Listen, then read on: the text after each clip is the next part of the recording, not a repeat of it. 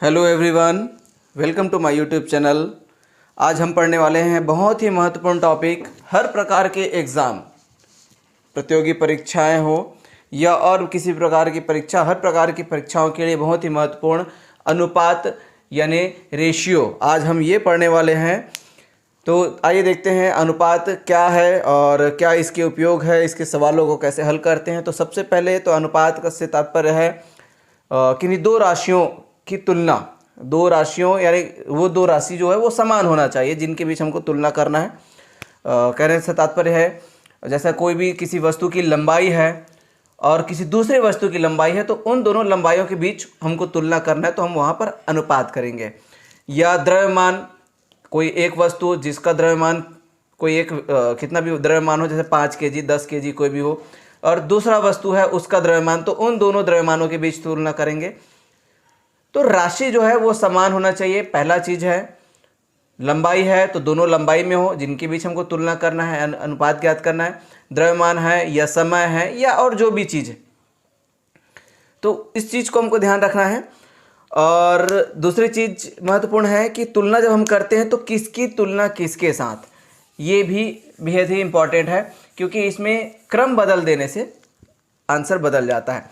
तो सबसे पहले बात कि तुलना करना है जिन दो राशियों का, मान लिए ए और बी है, तो इन दोनों की राशि सेम होनी चाहिए, यानी ए और बी दोनों ही लंबाई में हो, दोनों ही द्रव्यमान हो, दोनों ही उम्र बता रहा हो, दोनों कोई समय बता रहा हो, जैसे भी हो। दूसरी बात, ए की तुलना बी से कर रहे हैं या बी की तुलना ए से कर रहे हैं, उस आधार पर अगर ए की तुलना बी से करेंगे तो हम इसको लिखेंगे ए अनुपात बी, बी की तुलना ए से करेंगे तो इसको लिखेंगे बी अनुपात ए। इसको भी हमको ध्यान में रखना है। तो पहली चीज कि इनकी राशि जो है वो सेम हो दोनों की, और दूसरी चीज क्रम का भी हमको ध्यान में रखना, किसकी तुलना किसके साथ कर रहे हैं। तो इस दो चीजों को, और ये जो है आपका ये निशान है अनुपात का, जिसको हम इस तरह से दो डॉट के साथ दर्शाते हैं, अनुपात। ठीक है, ये बेसिक जानकारी अनुपात का चिन्ह। अनुपात का सवाल हल करने के समय हमको ध्यान रखना है दोनों समान राशि में हो। ठीक है, और राशि के साथ साथ मात्रक भी, राशि के साथ साथ मात्रक भी, जैसे लंबाई में तो हो तो दोनों का लंबाई या तो दोनों मीटर में हो, दोनों सेंटीमीटर में हो, दोनों किलोमीटर में हो, ये भी हमको ध्यान में रखना है। अगर द्रव्यमान है तो दोनों किलोग्राम में हो या दोनों ग्राम में हो, तो इस चीज को भी हमको ध्यान में रखना। राशि के साथ साथ मात्रक भी समान होना चाहिए। समय की बात करें तो दोनों घंटा में रहे या दोनों समय सेकंड में रहे, दोनों मिनट में रहे, दोनों साल में रहे, दोनों महीने में रहे, चाहे किसी भी तरह से हो, राशि के साथ साथ मात्रक को हमको ध्यान में रखना है। और फिर लास्ट में आता है क्रम। तो ये सब बेसिक चीजें थी। आइए अब हम अनुपात के कुछ सवाल देखते हैं और उन सवालों के साथ हम सीखेंगे और बेहतर तरीके से अनुपात यानी कि रेशियो को देखें। एग्जाम्पल के लिए प्रश्नावली के कुछ प्रश्न। तो कोई भी दो वस्तु, जैसे कोई भी आपके आसपास के कोई दो वस्तु हो, उनकी लंबाई दिया हुआ हो, जैसे एक पेन है, एक पेन की लंबाई, एक छोटी सी कील है, कील की लंबाई, उन दोनों के लंबाइयों का अनुपात हम ज्ञात कर सकते हैं। क्वेश्चन देखते हैं, समय का एक, जैसे यहाँ पर दिया है 15 मिनट, 15 मिनट एक टाइम दिया है, और दूसरा दिया है इसका 15 मिनट का तुलना करना है या अनुपात ज्ञात करना है 15 मिनट का 1 घंटे से। तो हम कैसे अनुपात ज्ञात करेंगे? हम बेसिक स्टार्ट कर रहे हैं एकदम बिल्कुल। तो 15 मिनट का 1 घंटे से अनुपात, तो सबसे पहले तो हमको ध्यान रखना है कि हमारा जो है राशि जो है वो सेम होना चाहिए। तो यहाँ पर दोनों ही समय को दर्शा रहा है, और दूसरा चीज मात्रक भी सेम होना चाहिए, लेकिन यहाँ पर एक मिनट में दिया है तो दूसरा घंटा में दिया है। तो इसलिए किसी भी एक को या तो मिनट को घंटा में बदलना पड़ेगा या घंटे को मिनट में बदलना पड़ेगा। तो यहाँ पर 15 मिनट और ये 1 घंटा, तो 1 घंटे में होता है 60 मिनट, तो इसलिए हम घंटे को 60 मिनट में बदल लेते हैं, तो ये ज़्यादा आसान होगा 15 मिनट का 60 मिनट से। तो अब अनुपात निकालना आसान होगा, तो इसलिए अनुपात दोनों में निकालें 15:60, और इसको लिखते समय हम इस तरह से कर देते हैं 15/60। अनुपात को हम इस तरह से लिख सकते हैं 15:60 का मतलब 15/60। अब समान चीज़ों से जिससे भी वो कटेगा उसको काट देना है। तो ये सीधे सीधे 15 से कट सकता है। आप छोटी राशि से पहले काटिए, जैसे 3 से काटेंगे तो 3 पंचे 15, 3 दूनी 6 और शून्य का शून्य, फिर 5 से कटेगा, 5 एकम 5, 5 चौक 20। तो इस तरह से ये आया 1/4, इसका मतलब है 1:4। ये हुआ आपका आंसर। 15 मिनट का 1 घंटे से अनुपात कितना हुआ? 1:4। ठीक है, ये पहला सवाल था, पहला उदाहरण। इसी तरह से कुछ बड़े एग्जाम्पल देखते हैं। एक और चीज है यहाँ पर, इसी को सामान्य रूप में, ये जो है दोनों का अनुपात ज्ञात करना था 15 मिनट का 1 घंटे से, तो 15:60 ही सही आंसर है। लेकिन 15 और 60 बड़ी राशि है, उसको छोटे राशि के रूप में, सरल रूप में बनाया जा सकता है। तो ये जो है उसका सरल रूप, एक्चुअल में ये इसका सरल रूप है। यहाँ भी हम लिख कर छोड़ सकते थे, लेकिन हमको इस रूप में लेके आना है। तो सरल रूप का एक आध उदाहरण और हम देखते हैं किस तरह से हम सरल रूप में लेके आते हैं, कोई और नंबर के साथ। 150:400 ये हमको दिया हुआ है, इसको हमको सरल रूप में लेके आना है। तो सबसे पहला काम क्या करेंगे हम, 150:400 को हम लिख सकते हैं 150/400। इससे हमको हल करने में आसानी होगी। शून्य से शून्य कट जाएगा, 15/40, फिर से इसको किसी चीज़ से काट सकते हैं तो 5 से काट सकते हैं। 5 तिया 15, 5 अट्ठे 40, ऊपर 3 और 8 ये किसी चीज़ से नहीं कटेगा, 3/8। अब इसको हम लिख सकते हैं 3:8। तो बस ये जो आपका था क्वेश्चन 150/400 का सरल रूप हो गया 3:8। अब बड़े क्वेश्चन, अनुपात का उपयोग बड़े क्वेश्चनों को हल करने में भी होता है, जो कॉम्पिटिटिव एग्जाम में पूछे जाते हैं अक्सर। इबारती प्रश्न टाइप से कुछ तर्क दिए हुए हों और उसमें हमको या तो अनुपात ज्ञात करना हो या अनुपात के आधार पर कुछ मांगी गई जानकारियों को ज्ञात करना हो। तो एग्जाम्पल देखते हैं।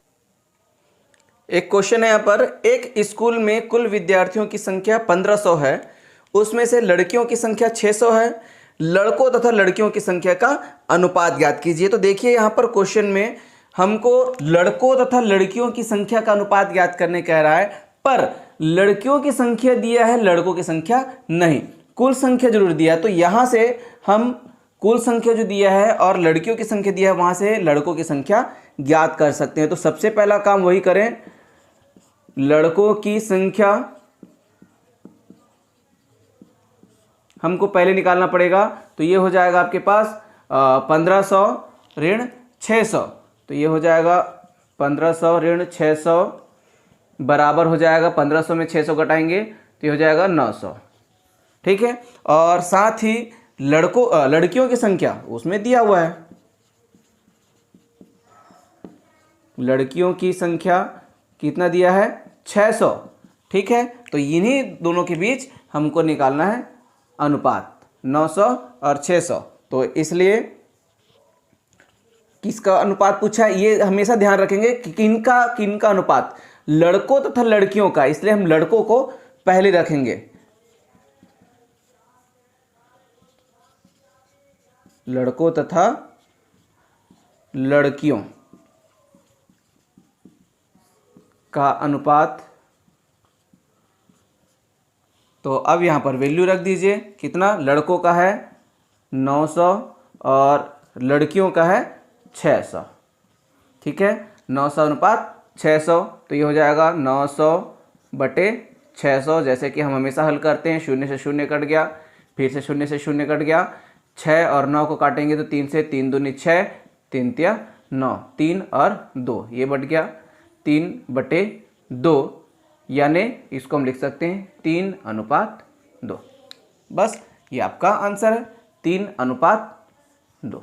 ठीक है, इसको आप अगर इबारती प्रश्न है तो आप लिख सकते हैं। अतः एक स्कूल जो पूछा है, लड़कों तथा लड़कियों की संख्या का अनुपात 3:2 है। या आपके पास ऑब्जेक्टिव प्रश्न है तो आपको पता है स्पष्ट 3/2 आ गया, यानी 3:2 आ गया, तो जो ऑप्शन होगा वो 3:2 वाला सही होगा। ठीक है, इस तरह से एक और एग्जाम्पल देखते हैं। ये नए तरह का प्रश्न है, 20 गुब्बारों को 2 बच्चों के बीच 2:3 के अनुपात में बांटिए बताइए दोनों को कितने कितने गुब्बारे मिले। तो यहाँ पर देखिए आप गौर करेंगे तो अनुपात ऑलरेडी दिया है, यानी हमको अनुपात ज्ञात नहीं करना है, हमको वो संख्या ज्ञात करना है, ठीक, जिस अनुपात में ये 20 बटा हुआ है। ठीक, 20 जो है 2:3 में बटा हुआ है, तो वो कौन कौन सी संख्या है वो हमको ज्ञात करना है। तो इसके लिए हमको क्या करना होता है, मानना पड़ता है। ठीक है, मान लीजिए, ठीक, दोनों को ये माना, दोनों को क्रमशः 2x और 3x जो अनुपात दिया है हम उसी में मान लेते हैं, माना दोनों को क्रमशः 2x व 3x गुब्बारे मिले। ठीक, तो अब कुल कितना गुब्बारा था, 20। ठीक है, इसलिए हो जाएगा, हम क्या करेंगे, 2x धन 3x बराबर कितना होना चाहिए, 20।